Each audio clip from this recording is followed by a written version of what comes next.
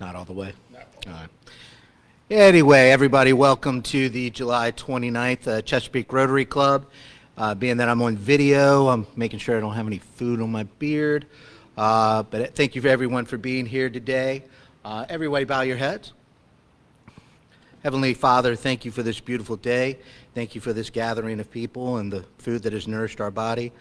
We pray for those who are less fortunate than us, especially in these times of trouble that this country and the world is seeing with this pandemic.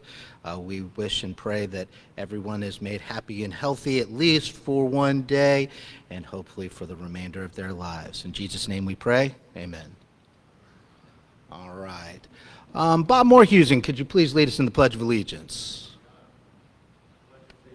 To the flag of the United States of America, and to the republic for which it stands, one nation, under God, indivisible, with liberty and justice for all. All right, Debbie Ritter, could you lead us in the four-way test, please? Please join me in the four-way test. First, is it the truth? Second, is it fair to all concerned? Third, will it build goodwill and better friendships? Fourth, will it be beneficial to all concerned? All right, everybody take a seat. All right, I'd like to ask our Sergeant-at-Arms, Chuck Wilson, to come forward.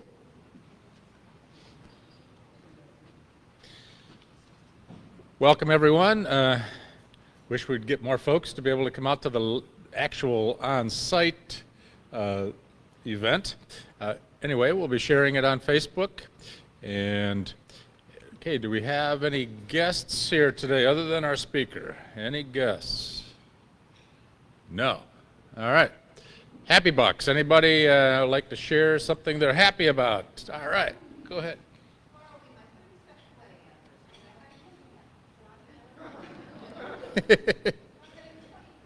A 20.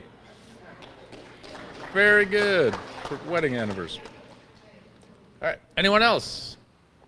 Oh, Debbie Ritter. Yeah, I don't mean to devalue by going with just $1 instead of 20, but I've never really wanted to go there. Last night, Bob was appointed to a 4-year term on Chesapeake redevelopment and housing authority. He's a great subject matter expert in a subject that they need a lot of help and advice on. So we should all be really proud of Bob and his willingness to volunteer his time and talent. Very good. Very good. I'll come grab that in a second, Debbie. Oh, you're going to come get it? Yeah, I'll come get it right after I finish up here. Yeah, we're going to chase you down for that money. That $1, which should be a whole lot more, I'm sure. That's. Well, I'm keeping all my change. You got to give exact change. Anyone else? All right. Back to the president. And Bob, I'm sure the foundation could use your keen fashion sense to bring a little, color and everything to it. So congratulations once again, Bob. It's a great honor. All right, if I could ask Ms. Candy Waller to come up and introduce our guest speaker for the day.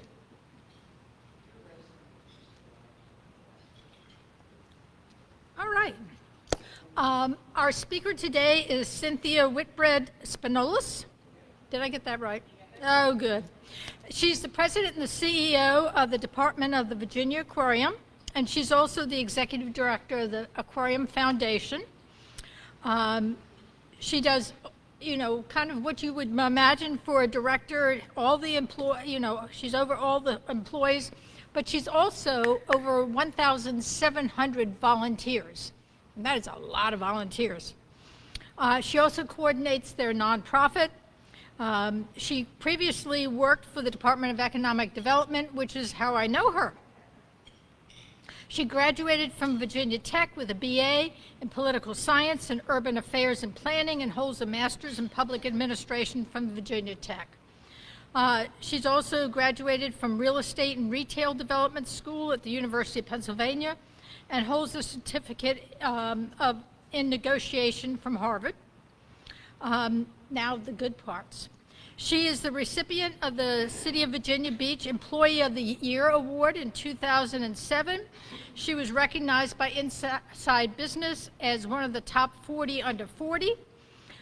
She has been recognized by the Virginia Beach Rotary as the Outstanding Employee of the Year. And she was recognized by Inside Business as one of the top women in business. She comes from New York here and is married to her husband Chris and has 2 very expensive cats. Cynthia.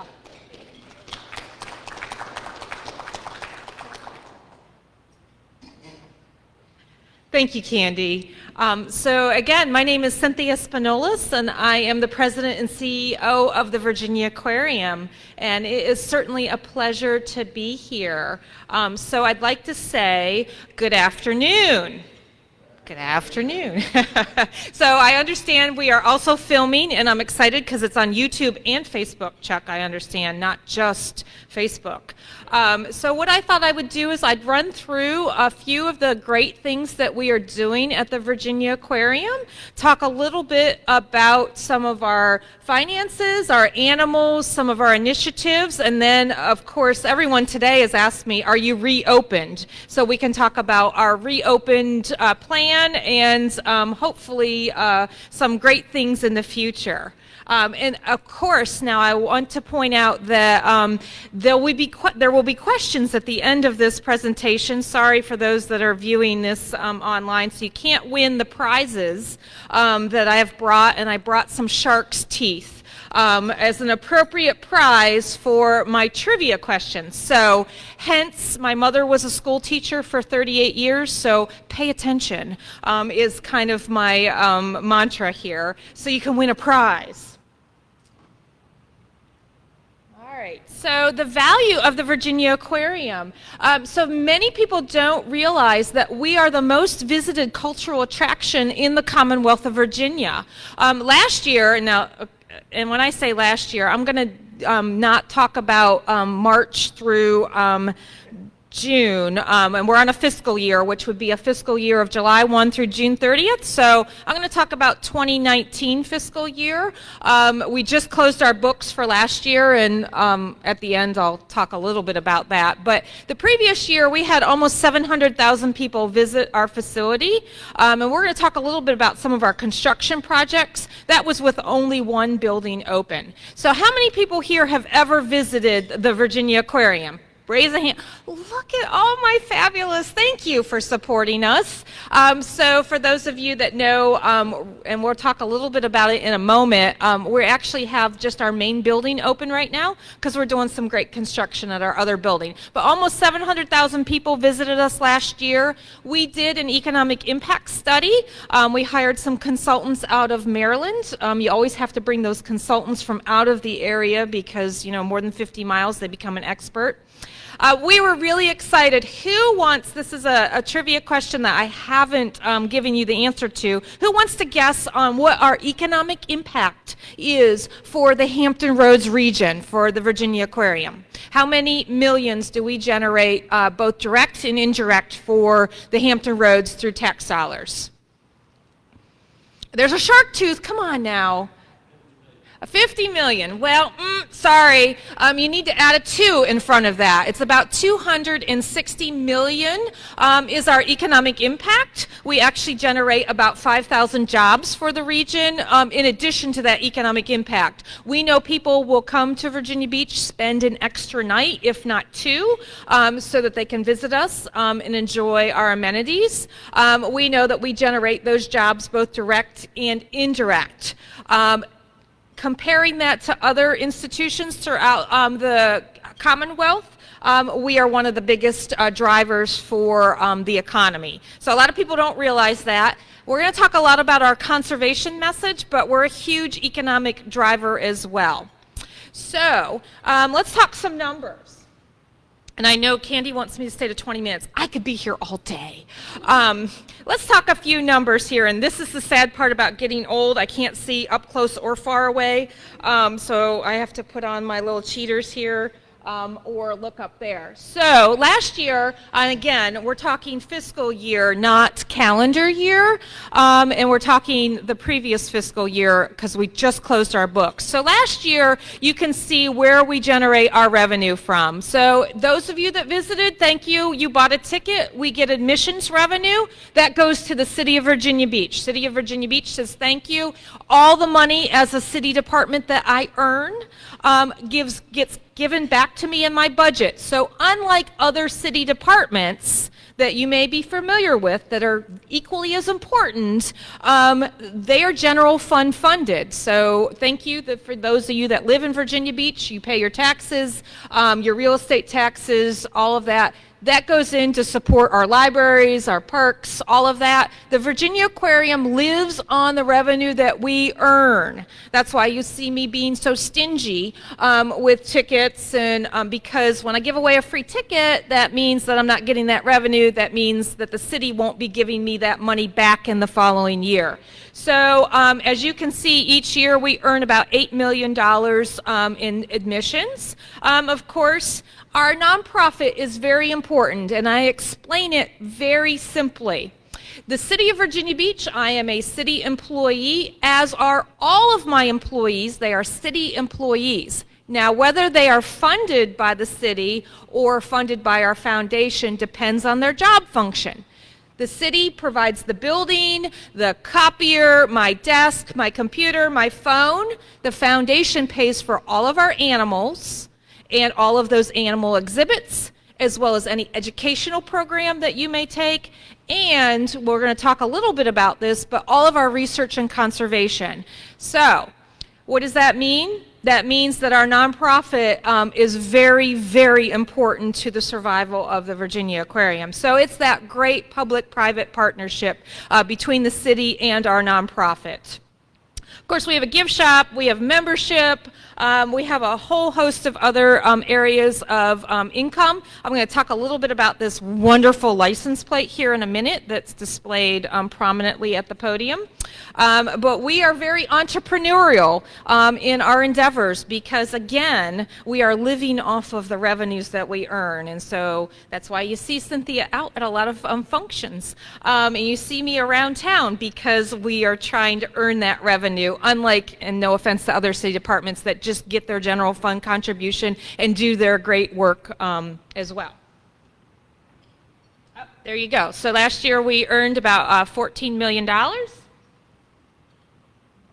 People always ask me, what are your expenditures? Well, of course, animals are not cheap. Candy mentioned my two beautiful cats at home, whom I love, that were free or, fairly free from animal control. However, their care and feeding and upkeep has been an expensive endeavor.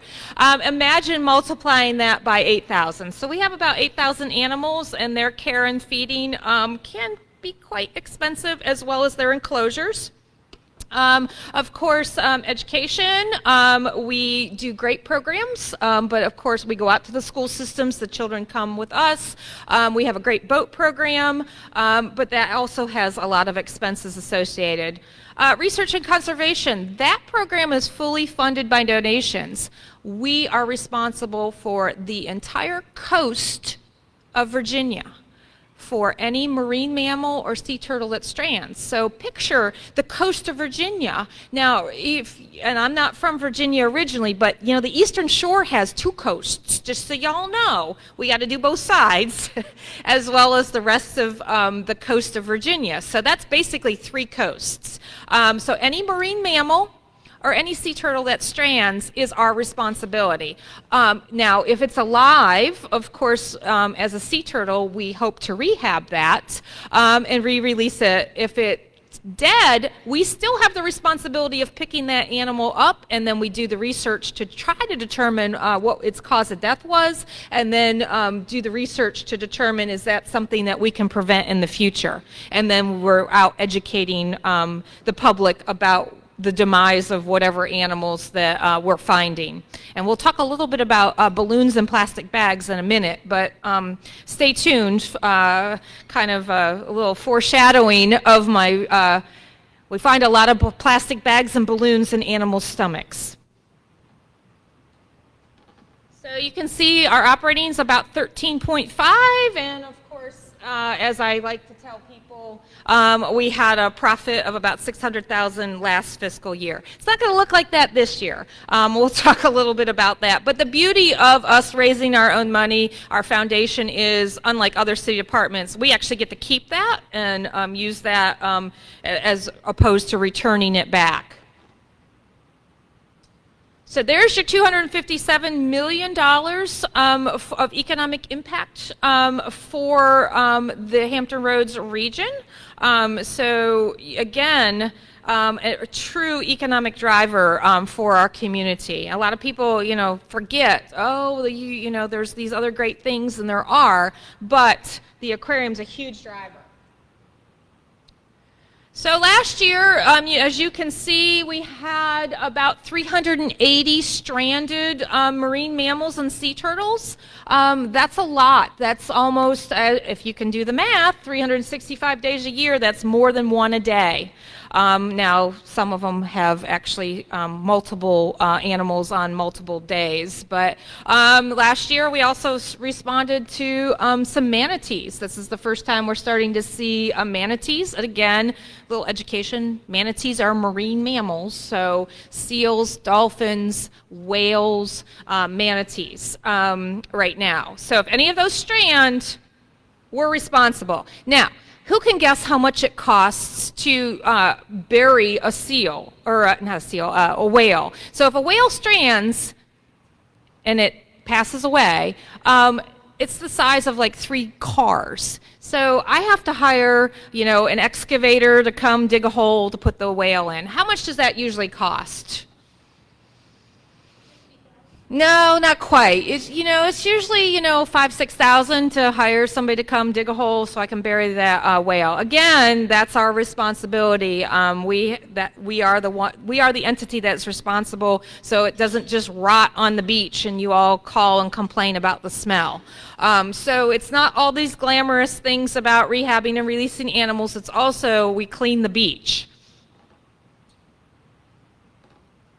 So each day, I mentioned we have 8,000 animals. Of course, our animals, I always tell people, if I'm reincarnated, I want to come back as one of our animals. They have fabulous lives, and enrichment's a big part of that, and training's a big part of that. So on any given day, you can come stand outside the aquarium at the seal tank, which is free, and enjoy our trainers as they're working with our animals for training, behavioral, veterinarian care that goes on about 3 times a day. Repetitiveness for these animals is important, and for us, it's just really fun because they're absolutely adorable.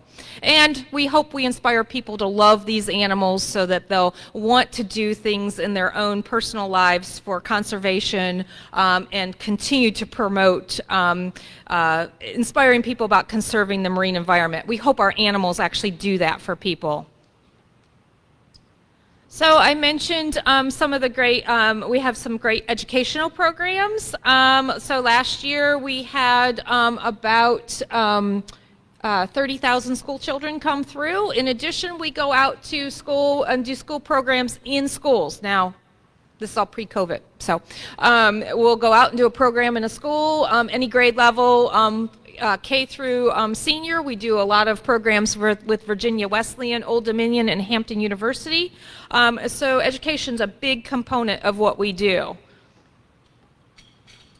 And we, of course, our early learners are really important to us. And last year we had about 5,000 early learners join us for programs. And we find that if you can inspire children at a young age, that gets them to grow up loving the environment and loving animals. And so the earlier that we can get to the children and start to inspire them, we find that carries forward. If we start, around the 10, 12-year-olds, we slightly missed the boat. So we really do want to work with those early learners and inspire them, and as they grow, continue to inspire them. And so last year we joined with 26 other aquariums across the country for an aquarium conservation partnership. And by this year, our entire facility will be single-use plastic free. So no water bottles, no straws. When you come to the gift shop, no plastic bags. We will have eliminated our entire single-use plastic for anything that we do, and we signed this partnership with 26 other aquariums to lead the way and show people that single-use plastics you can probably eliminate from your life if you're careful. Doesn't make your life easy, but you'd be surprised, you know, you're like, oh wait, my deodorant, ooh, what do I do? So you start to, you know, shampoo, oh, what do I do? You can use a bar. So anyway, we're trying to inspire others to get rid of single-use plastics. Oh, our animals. I love to tell stories about our animals. So we have, the beauty of our animals are to inspire you to come and enjoy them, but the other part that is important for zoos and aquariums is animals survive, their future survival is based on zoos and aquariums. And so we have two highly endangered Temissima crocodiles. We imported them 2 years ago from Thailand, and they laid a clutch of eggs. And so if they weren't viable, but we were really excited because she's young and this was her first clutch. They had 23 eggs, so we're hoping in the future we'll have some viable eggs. But what this means is that ultimately we could return these animals to the wild if we are successful. And that's what zoos and aquariums do throughout the world, is they ensure that when your children and your grandchildren will actually be able to see a lion or a giraffe or an elephant or a Temissima crocodile, because I'm sorry guys, but in 50 years, a lot of these animals, if we continue the way that we're going, the only place that they will exist are zoos and aquariums, because they are, their land is being encroached upon, and we won't see the animals that we've seen as we do now if we continue on the trajectory. So that's why zoos and aquariums are so important. I would be remiss if I didn't talk about donations and revenue streams. So of course our nonprofit survives on a few business models. Our boat, which if you want to see dolphins in the summertime, come do a great boat trip. Whales in the wintertime, come do a great boat trip. Our foundation profits from those, and that goes back into our animals, our animal care, their exhibits. But this past year we launched a new license plate. So next time you renew your car registration, please consider having this fabulous license plate. It's $25 extra, but we get 15 of that back that comes straight to the aquarium. So if you want to just do one small thing, consider having this great license plate. And again, it's promoting the aquarium. It's called Protect Sea Life. And my car in the parking lot has a beautiful one. So consider that. It's a fabulous, fun thing, but we also benefit from that as well. Again, trying to be entrepreneurial in our efforts. So we've had, again, some educational things. The foundation also funds all of our changing exhibits. So last year we had Curious George. We had a couple other really great changing exhibits. We don't have one right now, and we won't have one in the fall. But in the spring, we'll have Steampunk, which is a great STEM, fun, interactive changing exhibit. Again, that's all funded by our nonprofit. The city doesn't pay for any of that.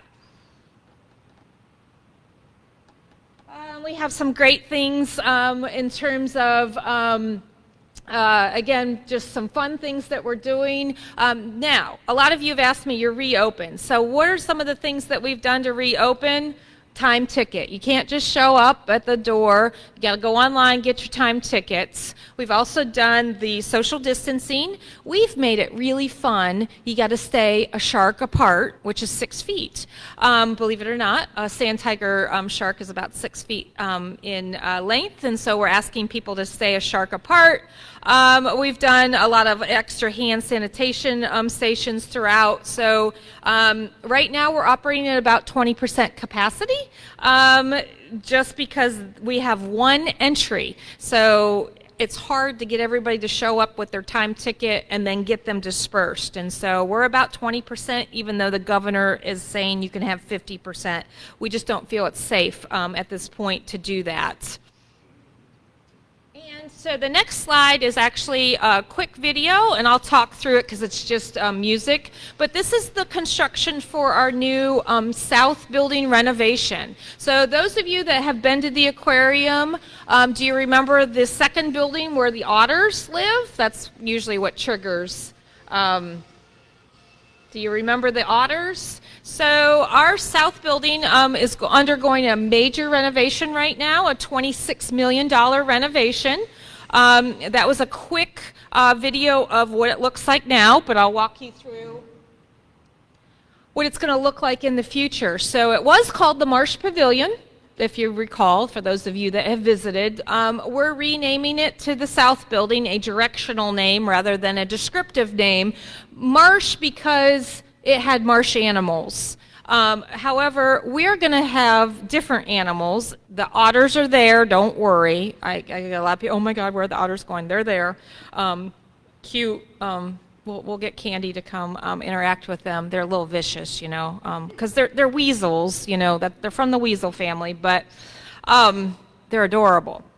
So we're going to have jellies. We're going to have a whole jelly gallery. We're going to have a giant Pacific octopus. We're actually doubling the square foot size of that building, and we're adding a brand new veterinarian wing. And that's what the picture here shows, is that brand new, shows the existing building off to the right on the slide here, and then to the left is our new veterinarian wing. So imagine caring for 8,000 animals right now. Our poor vet, you know, she's carrying her radiograph and her ultrasound machine exhibit to exhibit. She's going to have her own dedicated space. In addition, this is also going to have conservation space where we're able to propagate frogs and other endangered species to hopefully eventually release those back into the wild. And so we're really excited about this brand new, part of it redone, but brand new building. However, I want to make sure you understand, so $26 million project, 14 million of that 26 million was funded by the private sector through our nonprofit, and that was all through donations. So the city of Virginia Beach loves us because when we come to the table with a project, usually we're bringing some money along with us. And so the foundation was really proud to be able to fundraise $14 million for that project.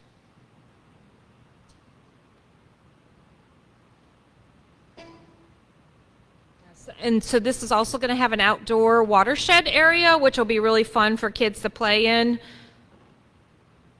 And of course, there's your giant Pacific octopus. We're going to have a whole gallery with animals that have, we call them superpowers. So a lot of animals, you know, chameleons can change colors. And so kids really get into the fact that animals actually have superpowers. So that'll be a fun gallery. Of course, our jelly gallery, we're really fortunate. Mark Dreyfus and his family sponsored this gallery, and it will feature jellies throughout the world with multiple areas. And jellies are absolutely gorgeous when you see them in these beautiful tanks, and the lights will be low, and it's going to be a fabulous gallery. Of course, there's your vet center. You're going to come to the vet center, and you're going to actually see our vet with glass windows. So you're going to actually get to see her working on the animals. So when she does a procedure, you're going to look through the window and actually get to see her do some of her procedures. So that's really cool and inspiring for kids that want to maybe have a career in science. Then this is our new Darden Marine Animal Conservation Center. So if you are one of those 380 animals that strand on the coast, this is where you would come. Now, of course, the whales aside, because we actually have to bury those. But this is where we would bring any stranded sea turtle. We actually are able to have seals at this facility. Our current facility that we're in right now does not have a holding for seals, so we'll actually be able to rehab seals.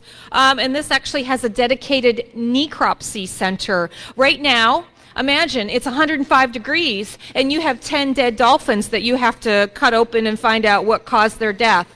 And you're doing it outside, under a tent. Not the most pleasant of, so this will be a state-of-the-art, this is an $18 million project. The Darden family was generous enough and donated $3 million as part of this project, hence the name, the Darden. This just shares some of the information about it. The other important part about this facility is this is also our quarantine facility. So if you're an animal that lives at our buildings that are visited by the public, you have to be quarantined. You might have some weird parasite. Sorry, you know, COVID's bad, but, you know, fish parasites are even worse because they'll infect the whole tank.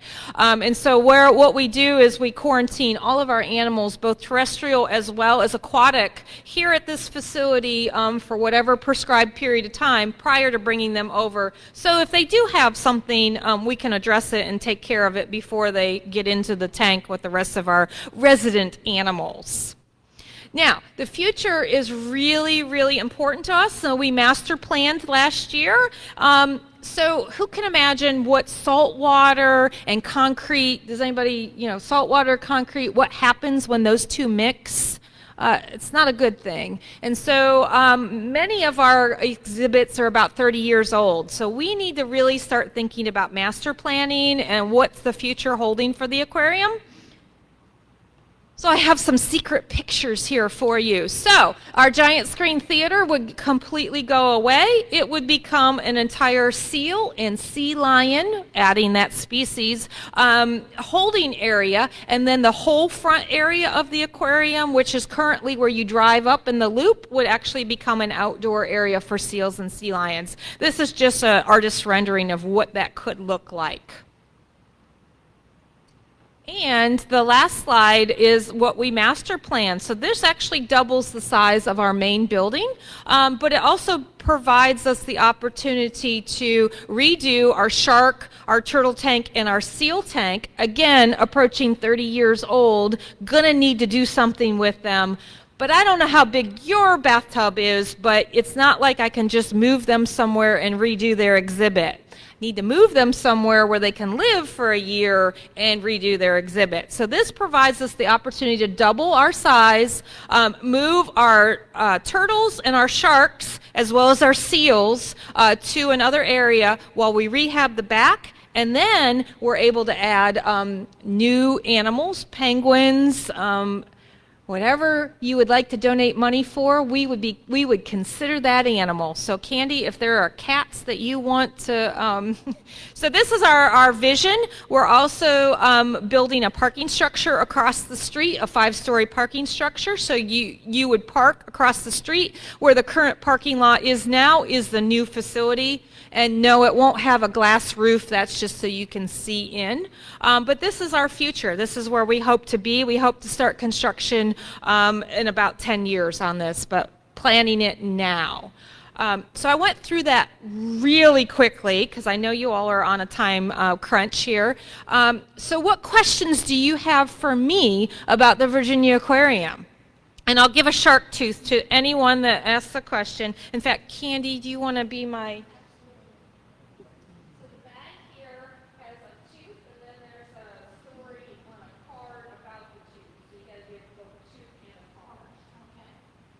Everybody wants a shark tooth, right? Yes, sir. What is your question? So how did you end up getting saddled with the entire coast of Virginia, taking care of the beach animals? Because, I mean, you're a Virginia Beach, Virginia facility, and that seems like a state function. And is somebody paying you to have this responsibility? No, no one's paying us. However, we do have our permit through NOAA, and the reason why it is the Virginia Aquarium is because there is no one else in the Commonwealth of Virginia that would have the facility or the expertise to do what we do. And so in the good years, that's pre-COVID, we're starting to refer to that. In the good years, we would receive grants from the federal government, NOAA being a federal agency. We would receive grants. Again, it didn't cover nearly as much, but you'll find this throughout the country, that many of the zoos and aquariums are responsible for, and this is our conservation initiative, we're responsible for animals. The Alaska Sea Life Center is a great example. Anytime there's an oil spill in Alaska, all those little animals are taken care of by the Alaska Sea Life Center. So I wouldn't call it straddled with it or forced with it. It's something that is our conservation initiative, and when you see a turtle or you rehab an animal and you save an animal, it's the best feeling in the world. So. Sure, but there's a lot of research and scientific things that we can discover why a whale strands. And so I'll give you some of our research that we've done. We have 2 PhD scientists on staff. So they, over the last 10 years, have studied ship speeds through the channel, through the port, and they were able to successfully lower the speed of the shipping channel for any ship that comes through the port. They've lowered that speed because we know that that's in the summertime, that's a feeding ground, or in the wintertime, that's a feeding ground. So they've discovered that whales don't really get out of the way of a ship. So if we can lower that ship speed, we don't have as many whale strikes. So our research contributes to saving these animals in the wild. And so that's one example. We do research on hooked sea turtles from fishermen hooking them. We do dolphin stomach contents. What's in a dolphin's stomach? A lot of times it's a plastic bag, people, or a balloon. So that research then translates into action. This year at the General Assembly, we'll be asking for the General Assembly to consider balloon releases litter. And so please pass a bill to do not allow people to intentionally release a balloon, because we know from our research that balloons end up in about 50 different animals that we've studied stomachs: birds, turtles, dolphins, whales. So that research contributes to actions. Yes, sir. Oh, look, everybody wants a shark tooth. Well, that's a great question. So our campus, we have where the main building is, the parking lot area. That's why we're building on that. But we have a 100-year lease across the street where currently it's surface parking lot. We have that from Camp Pendleton. That will be where we build those parking structures. We also have a half-a-mile trail in between the two buildings, but it's a beautiful nature trail, and we use that to inspire people to walk along the Owls Creek, so we would not want to develop that area. But beyond our main parking lot, that's about our only opportunity to expand. Yeah, unless you know someone that wants to donate land that's adjacent, and their name is McCluskey.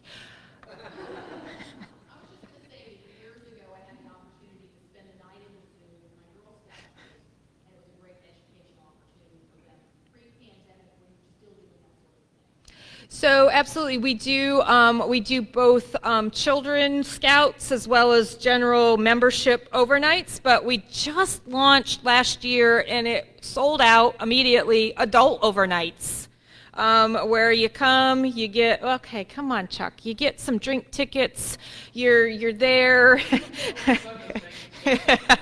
You're there, it's adults only, so you're enjoying some alcoholic beverages, you're there with your friends. Now, I don't like to sleep on the floor, but you can bring whatever you want. So we had people bringing air mattresses, and because adults are a lot different than kids that are like, yay.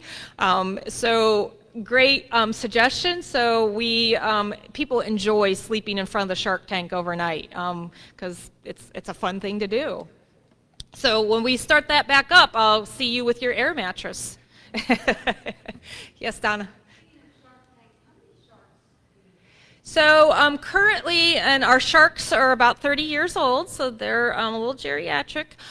So currently, I believe we have 6 sharks, and we have 3 different species of sharks. We have a nurse in our main shark tank. Our Red Sea also has a zebra shark, but we have a sandbar shark, we have a nurse shark, and we have a sand tiger shark, the 3 different species that we have. And they're getting a little older, but they have great care. They eat restaurant quality seafood. So you'll see the seafood truck come deliver to us and then head on down to the ocean front to deliver the seafood to all the restaurants. So again, when I come back, I'm going to be one of our animals to eat restaurant quality seafood.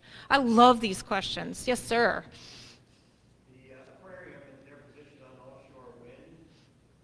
So we just actually, on June 29th, hosted the governor signing into law the goal by 2035 to have, I believe it's 35% of our power supported by offshore wind. And so as a city department, let me put that hat on, we have no position. As a foundation, absolutely. Any renewable source of energy is important to us.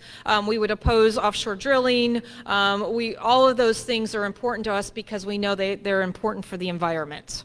And so we hosted the governor on our boat, went out and actually rowed for 3.5 hours out, looked at the offshore wind farm, the 2 demonstration wind turbines, and then came back. So he was out, poor guy, 6 hours on that boat. I didn't go because I get seasick. They invited me, but it would be an embarrassing moment for me. So on that subject, have there been studies done about vibrations in sound? Because I mean, that stuff spins, which means it vibrates, which means it transfers to the water.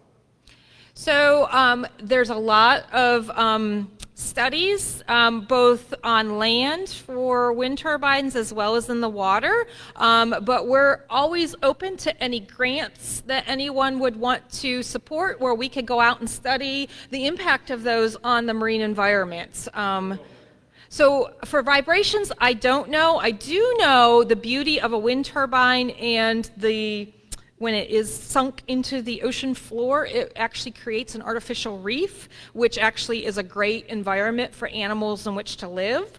So I do know that that's a really positive thing that happens.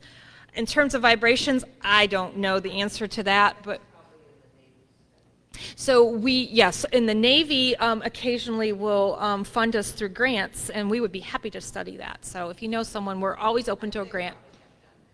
So, and if they do that, usually it's through us. Again, being entrepreneurial, we are always looking to assist the Navy, the port, anyone on impacts to animal, marine life.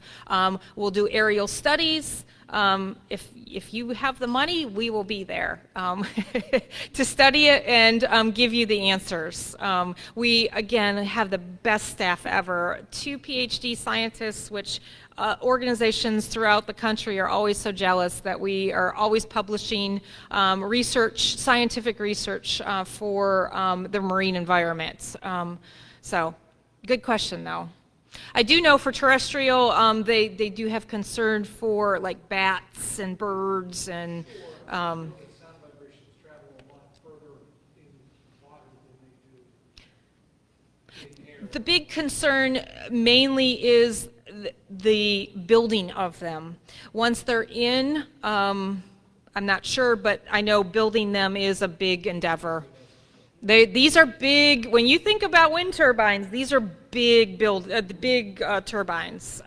But they told me that they'll actually power 700,000 houses once they get this first project up.